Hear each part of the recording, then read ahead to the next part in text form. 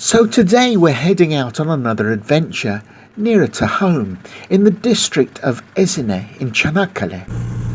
We're going to try and find an old building in the middle of nowhere. We've heard about an old Ottoman hunting lodge, a square enchanting building that was built for Cezayirli Hasan Pasha, or Hasan Pasha of Algiers. He lived from 1713 to 1790, and he was bought as a Georgian slave in eastern Turkey by a merchant from Tekirdağ who raised him like one of his own sons.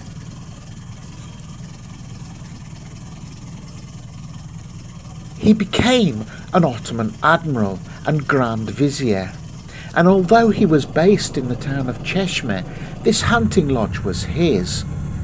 A colourful character, he would take his pet lion with him everywhere he went. So we have come through Mahmudiye and passed through Uvecik village, where we turned right and right again, and then took the road to Yeniköy, Papa's Plage, meaning New Village by the Priest's Beach. About 5 kilometres down this road from Uvecik, you'll see the sign for Cezayirli Hasan Pasha on the right, which is where this video started. This is a dirt track, and depending on weather conditions, it may be difficult for an ordinary car. It can get quite muddy.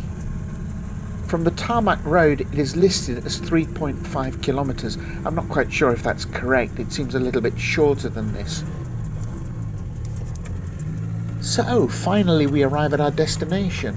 Wow! Standing out on its own in the middle of nowhere is this perfectly shaped square building.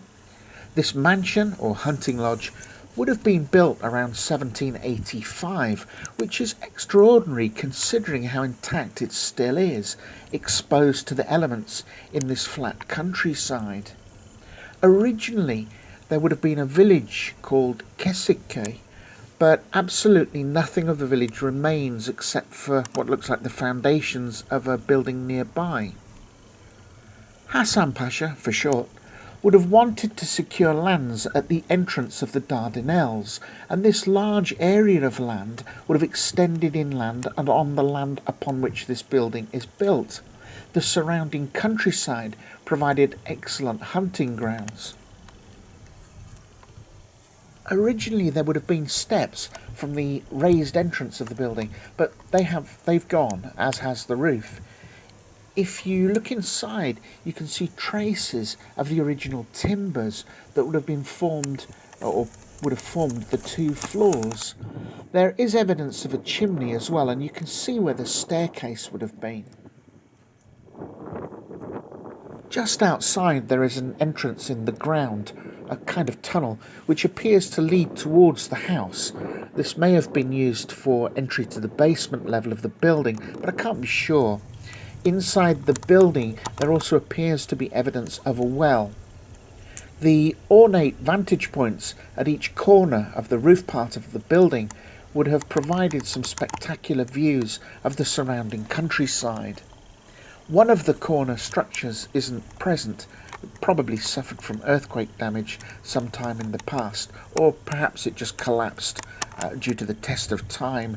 I've heard that the structure is listed as a building that's very likely to be renovated and put back to its former glory at some point when funds become available, and let's hope that's the case, because it's quite an impressive structure.